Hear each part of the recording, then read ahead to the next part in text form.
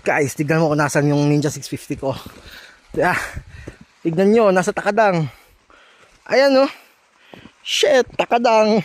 Di ba, nakailang semplang yan. Dalawang semplang yan. Doon sa may pakahon.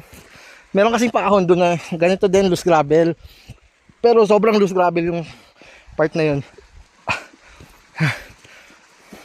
Ayun oh. Ito yung damage ko.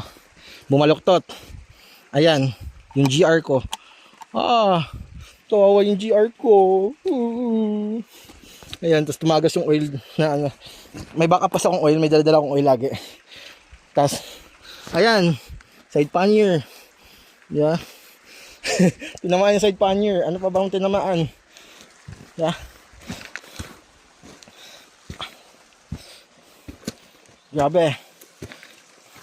Bilid na ako sa Ninja 650 ko.